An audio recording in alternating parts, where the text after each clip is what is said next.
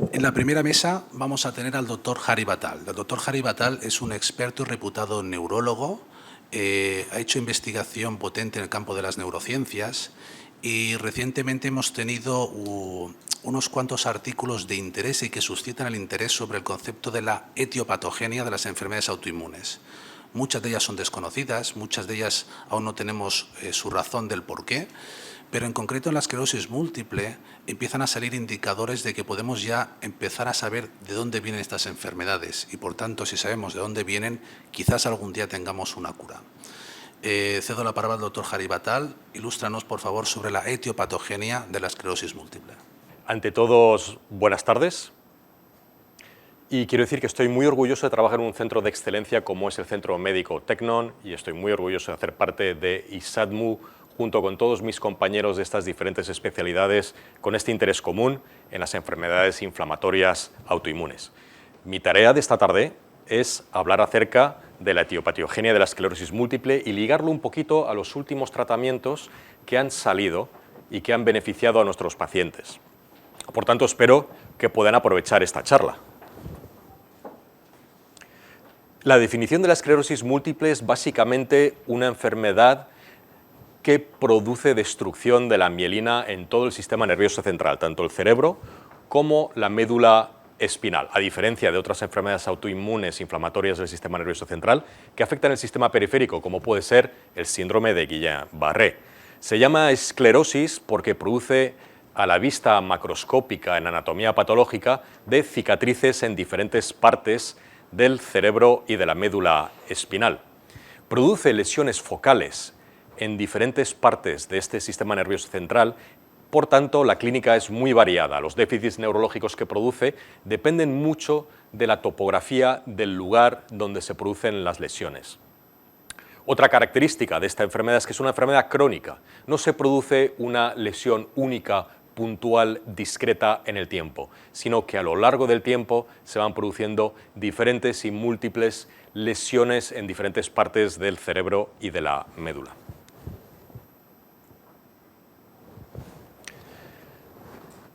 A mediados finales del siglo XIX, gracias a los avances en la anatomía patológica, la utilización de diferentes tinciones y de microscopía, se vio que era una enfermedad inflamatoria del sistema nervioso central.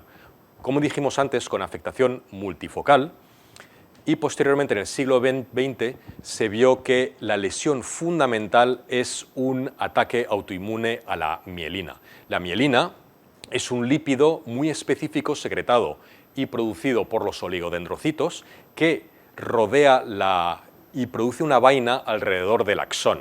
Al igual que en la conducción de cables eléctricos de alta tensión, la mielina lo que produce es un aislamiento de ese eje axonal, mejorando la rapidez y la eficiencia de la conducción de la señal eléctrica en el axón. Por tanto, la destrucción de esta mielina a lo largo produce problemas en la transmisión eléctrica neuronal. El ataque no solo se ciñe a la mielina y con el tiempo produce necrosis axonal y neuronal.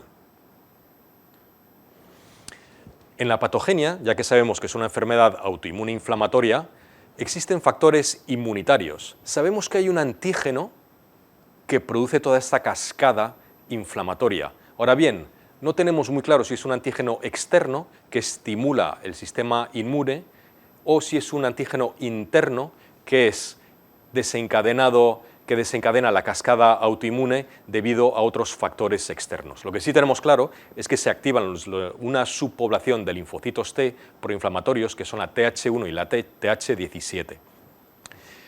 Los factores ambientales de esta enfermedad autoinmune pueden ser la latitud o el déficit de vitamina D, es decir, hemos visto que los estudios epidemiológicos de esta enfermedad demuestran que a mayores latitudes, con menos exposición al sol y menores niveles de vitamina D en el cuerpo, aumenta la prevalencia de esclerosis múltiple. Lo que también es cierto es que no solo se puede atribuir a un factor racial, ya que hemos visto que en las poblaciones nórdicas hay mucha más prevalencia de esclerosis múltiple y la esclerosis múltiple es prácticamente desconocida en el África o en el Oriente, ¿de acuerdo? Sino que también vemos que cuando estas poblaciones raciales se trasladan a latitudes nórdicas con poca exposición al sol, adquieren esta sensibilidad, se correlaciona más la prevalencia de esclerosis múltiple una vez que han emigrado. Y, por supuesto, las infecciones virales. De mucho se habla últimamente de la asociación del Epstein-Barr con la prevalencia, con la incidencia de la esclerosis múltiple. Sí que pensamos que el Epstein-Barr y otras infecciones de la familia herpes pueden ser un antígeno externo que influye en desencadenar toda esta cascada autoinmune. Y, por supuesto, hay asociaciones genéticas, es decir, hay un alto riesgo de padecer la esclerosis múltiple si tenemos parientes afectos, y la concordancia en gemelos homocigotos es del 30%. Últimamente ya sabemos que hay una implicación del HLA-DRB1 y sabemos que es una herencia poligénica sin poder haber identificado exactamente qué cromosomas están implicados en la patogenia de esta enfermedad. También la afectación de mujeres frente a hombres es de una ratio de 3:1, por lo cual, viendo esta diapositiva, vemos que hay una interrelación exquisita entre los factores genéticos, los factores ambientales, es decir, tanto estos antígenos internos como de los antígenos externos, y hay una interrelación por el momento desconocida en la patogenia de esta enfermedad. Esto es un ejemplo anatomopatológico de lo que ocurre en el cerebro, y lo típico es espero que se pueda ver el cursor aquí, y lo que se ve en esta tinción de hematoxilina eosina es una infiltración importante de la sustancia blanca perivascular por parte de las células inmunitarias. Si aumentamos un poquito la ampliación de imagen, lo que vemos es que este infiltrado perivascular está formado por diferentes estirpes de células inmunitarias. Vemos aquí, por ejemplo, macrófagos, vemos también linfocitos, y voy a buscar una célula plasmática por aquí, que son células que tienen esta forma de en huevo frito. Perdón, he perdido el cursor, no sé dónde está. Aquí está. Podéis ver alguna célula plasmática aquí, otra aquí y otra aquí, por ejemplo. A nivel macroscópico, estas células autoinmunes, del sistema linfoide producen la lesión, y lo que se ve a nivel macroscópico son estas lesiones cicatriciales en la sustancia blanca, que originalmente fue lo que le dio el nombre de esclerosis en placas, ¿no?, durante el siglo XIX. Si vemos un corte ya bastante menos ampliado de un cerebro de un paciente que ha padecido una esclerosis múltiple ya muy avanzada, vemos que estas lesiones no solo se diseminan en todo el sistema nervioso central, en la sustancia blanca, sino que también se ha producido ya daño neuronal y se ve atrofia cortical. La traducción en neuroimagen es bastante clara, y lo que se ve en neuroimagen, especialmente en secuencias T2 y en secuencias de densidad protónica, son lesiones hiperintensas, habitualmente en sustancia blanca periventricular, y cuando lo vemos en cortes sagitales, es típica la afectación del cuerpo calloso, y sobre todo en grados avanzados estas imágenes que vemos aquí, como en corona radiada, que irradian siguiendo la estela de la sustancia blanca y de las vías piramidales a nivel del cuerpo calloso. Bueno, y habíamos dicho antes que la esclerosis múltiple es una enfermedad con una distribución típica en el tiempo.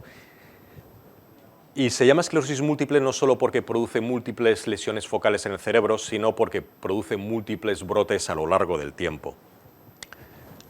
La distribución en el tiempo, el 80%, es del tipo recurrente remitente, y lo que ocurre es que se producen brotes puntuales que pueden durar de días a semanas, con una remisión completa, para que después, meses más tarde o años más tarde, se produzca un nuevo brote. Realmente, lo que ocurre es que se produce un brote y la discapacidad neurológica va aumentando poco a poco. La forma recurrente remitente, que es un 80%, habitualmente evoluciona, si no se trata la enfermedad, a una secundariamente progresiva, es decir, que la discapacidad con cada brote va aumentando. Solo un 10%, gracias a Dios, se comporta como una primariamente progresiva, donde ya no están tan claros los brotes, sino que la discapacidad va aumentando progresivamente en el tiempo. Bueno, si hay una diapositiva de esta charla de la que os tenéis que acordar, es básicamente esta. Y voy a hablar de ella poquito a poquito para que me podáis seguir acerca de todo lo que ocurre en el sistema inmune linfocitario que al final produce la lesión. Aquí lo que tenemos es, en los ganglios linfáticos y en la médula ósea, tenemos este grupo de células linfórides. Esta es la barrera hematoencefálica y aquí dentro ya estamos en el cerebro con sus neuronas y con sus axones rodeados de mielina. Bien, pues lo que ocurre es que las células presentadoras de antígenos, de alguna forma, estimulan las poblaciones de linfocitos T, CD4 y CD8.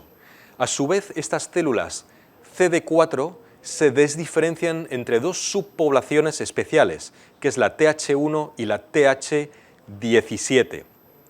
La TH1 y la TH17 empiezan a secretar citoquinas y empiezan a expresar ciertos complejos proteicos en su superficie para poder unirse a la barrera hematoencefálica y poder traspasarla.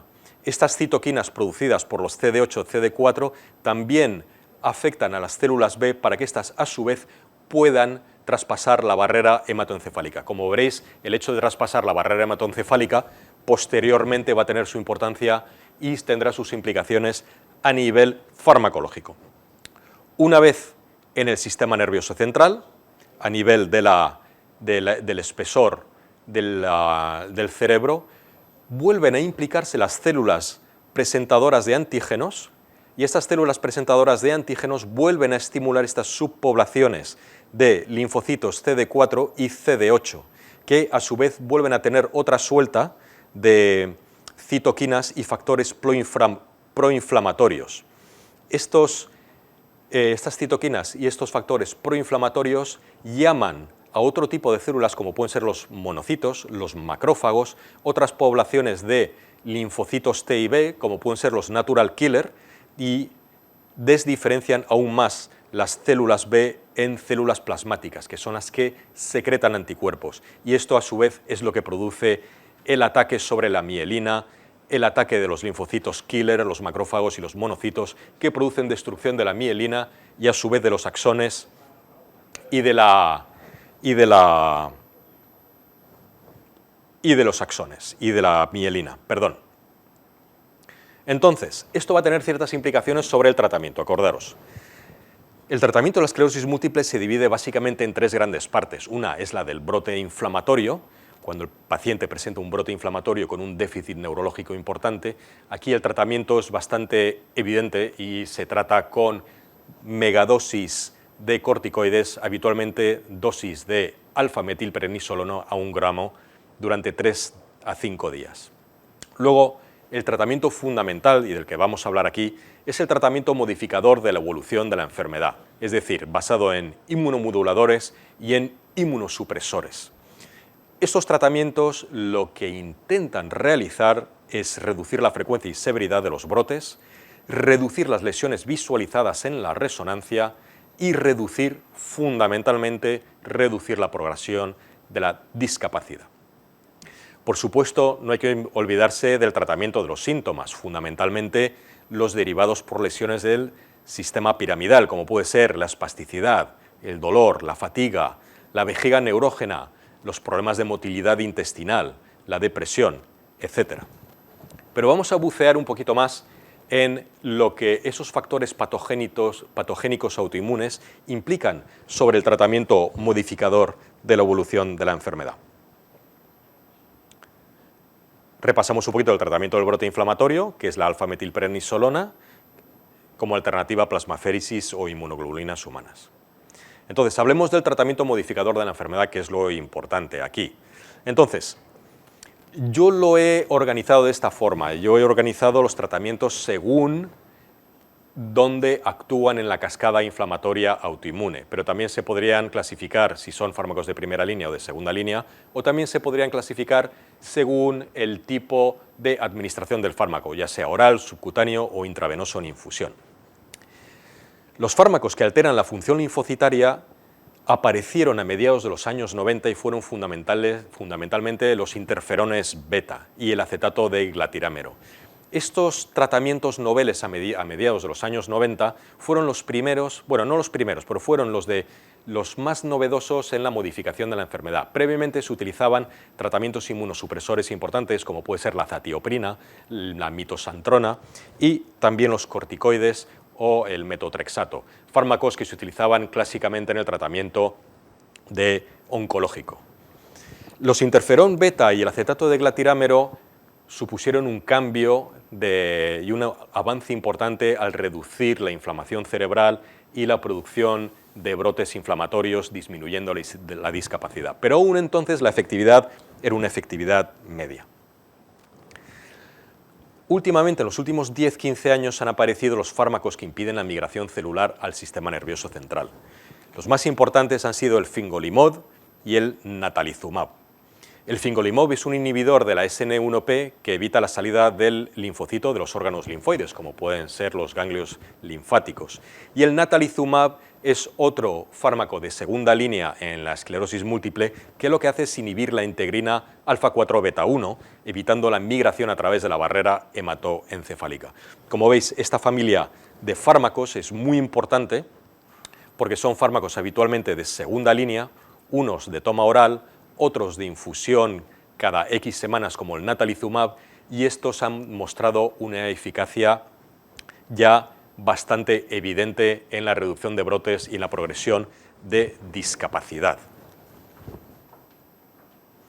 Y luego están los fármacos que reducen el número de linfocitos, la teriflunomida, que inhibe la proliferación de linfocitos activados, el dimetilfumarato, que activa el factor nuclear NRF2, la cleridribina, y luego están, por supuesto, los anticuerpos monoclonales ya de última generación, fundamentalmente el ocrelizumab, que es el que más se ha utilizado y es el que se utiliza junto con la claridribrina en la esclerosis múltiple primaria progresiva. Tenemos otra forma de verlo, que es aquí, que es básicamente ver, según el grado de esclerosis múltiple o en la etapa donde se trata, por ejemplo, en el síndrome clínico aislado o en la esclerosis múltiple remitente recurrente, la primera opción sería el fingolimod o el difenilfumarato, ¿de acuerdo? Y si esto no funciona y el paciente sigue teniendo brotes, pasaríamos a la opción 2 o pasaríamos a fármacos de segunda línea, como puede ser el natalizumab o el ocrelizumab. Últimamente ya para la secundariamente progresiva o la primariamente progresiva ya por fin tenemos tratamientos efectivos, que es el siponimod y el ocrelizumab. Tengo que decir que en los últimos 10-15 años el tratamiento de la esclerosis múltiple, el tratamiento modificador de la enfermedad, ha cambiado radicalmente el pronóstico de esta enfermedad. Antes era una enfermedad crónica progresiva con una discapacidad progresiva en pacientes muy jóvenes y ahora estamos empezando a convertirlo en una enfermedad crónica en la que la discapacidad es absolutamente tolerable y la mayoría de los pacientes pueden hacer una vida normal. Por supuesto, no hay que olvidarse de los otros síntomas que produce la esclerosis múltiple, fundamentalmente del dolor, que hay que tratar el dolor, de la espasticidad, la depresión, por supuesto, las alteraciones de la vejiga espástica, las alteraciones de la disfunción intestinal. Es decir, siempre, como hemos dicho antes aquí desde ISADMU, tiene que ser un tratamiento multidisciplinar del paciente, no solo por parte del neurólogo, pero también por parte de los demás especialistas que pueden contribuir al bienestar de los pacientes en esta enfermedad. Muchas gracias por su atención. Fabulosa ponencia, doctor Batal. La verdad es que has hecho una síntesis de gran eficacia, ¿no? Porque realmente condensar, ¿no?, en estos 15-20 minutitos hacia dónde vamos de la esclerosis múltiple, ¿no? Tenemos varias preguntas de nuestra audiencia. Una es de Juan Carlos, de Madrid, que nos pregunta: ¿los nuevos ensayos clínicos ¿hacia cuál de las dianas terapéuticas van encaminadas?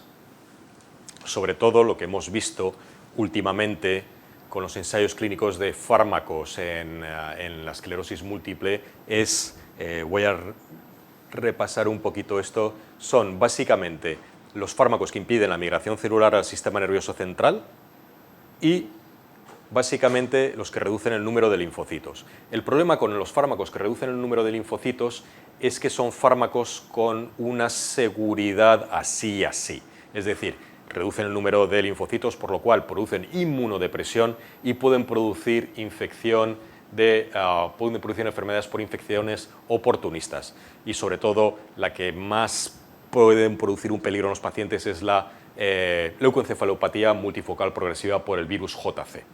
Pero básicamente estas son las dos grandes dianas para el tratamiento en un futuro. Luego tenemos otra pregunta de María de Granada, que nos pregunta de toda esta sintomatología, ¿cuál es la primera que acostumbran a preguntar o referir los pacientes? De acuerdo, eso es una pregunta muy buena, sobre todo en la esfera clínica. Los pacientes habitualmente vienen por el debut clínico de la esclerosis múltiple, suele ser o ceguera en un ojo, es decir, la neuritis óptica inflamatoria, ¿de acuerdo? O si no, lo que también vienen habitualmente es por un brote que afecte el sistema piramidal, que pueda producir hemiparesia o que afecte la médula y pueda producir cierta alteración de la marcha. Pero con enorme diferencia es la afectación, la inflamación del nervio óptico. Tenemos varias preguntas más, pero hay una en la sala, ¿de acuerdo? Doctor, por favor.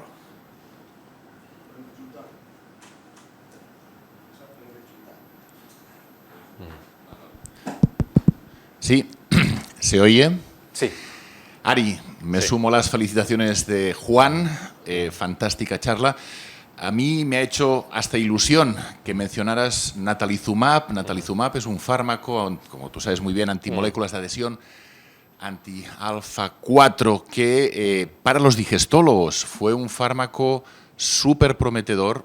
Y yo, anecdóticamente, cuando estaba en el Hospital Clínic participé en los ensayos pivotales que demostraron que es un fármaco muy eficaz y con una excelente permanencia en los pacientes que habían respondido. Lo que ocurre, como sabéis, es que hubo 3 casos de reactivación del virus JC y eso lleva a una encefalitis mortal, y esos 3 casos, que además se reportaron 1 a 1 en 3 artículos en New England Journal of Medicine, causaron una lógica alerta. Lo que ocurre es que en ese momento eran 3 casos de, creo que eran por encima de 6.000 pacientes tratados. Pacientes muy graves, pacientes que tenían una enfermedad de Crohn o enfermedades muy discapacitantes. Por lo tanto, claro, siempre estás en el beneficio-riesgo. Se benefició a muchos, lo que pasa que hubo esos 3 casos fatales, que luego, hasta donde yo sé, ha habido muy pocos más casos de desenlace fatal por reactivación y por encefalitis. Entonces sé que vosotros, los neurólogos, habéis seguido utilizando y que forma parte, como tú has explicado muy bien aquí. Yo, incluso por curiosidad y sin ser neurólogo, sin tratar pacientes con esclerosis múltiple, ¿cuán importante es natalizumab? ¿Con qué frecuencia lo utilizáis? ¿Y cuál es vuestra experiencia con este fármaco? El natalizumab es un fármaco que se utiliza bastante en esclerosis múltiple como fármaco de segunda línea, cuando los brotes vuelven a reaparecer pese a estar con un tratamiento modificador a la enfermedad, es decir, entonces ya se cambiaría al natalizumab. Nuestra experiencia es buena, frena bastante la progresión de la enfermedad. Sí que es cierto que la infección por virus JC siempre es algo que nos preocupa, pero lo que hacemos habitualmente es que realizamos estudios, serologías, para ver si el paciente previamente está ya o infectado por el virus JC, en cuyo caso un estado de inmunosupresión podría hacer que este se activase para producir la encefalitis, y luego los vigilamos muy bien una vez que están en tratamiento con Tysabri. Por lo cual, realmente la incidencia de leucopatía multifocal progresiva en estos pacientes sigue siendo lo que tú has comentado, anecdótica. Claro, la lástima es que es lógico, ante esos 3 casos que acabaron en fallecimiento, la prudencia obliga a testar para si han estado en contacto con virus JC. Lo que ocurre, la lástima es que un porcentaje alto de la población. Sí, sí, La mayoría hemos estado en contacto y entonces esto, claro, automáticamente va a limitar el uso de este fármaco al subgrupo que tiene la suerte de que no han estado en contacto. Correcto. Y no hay el riesgo de reactivación, ¿no? Efectivamente. Pero claro, son la minoría los que no Sí. han estado en contacto con virus JC. Cierto. Tenemos otra pregunta de María Antonia desde Santiago de Chile. ¿Cada cuánto repetís las resonancias cuando empezáis uno de estos tratamientos? En principio se repiten las resonancias cada 3 a 6 meses. La resonancia depende del centro y depende también mucho. Aquí en el Centro Médico Tecnon tenemos otro tipo de infraestructura y tenemos acceso bastante fácil a neuroimagen, sobre todo en neuroimagen de resonancia de alto campo con inyección de contraste. Entonces también depende mucho de la infraestructura de cada centro, pero nosotros recomendamos que al iniciar el tratamiento se repita de cada 3 a 6 meses la neuroimagen con contraste para ver si efectivamente se frenan los brotes y se frena la carga lesional cerebral y la progresión. Pues vamos a seguir con el curso. Muchísimas gracias, doctor Batal. Muchísimas gracias a todos, gracias por invitarme.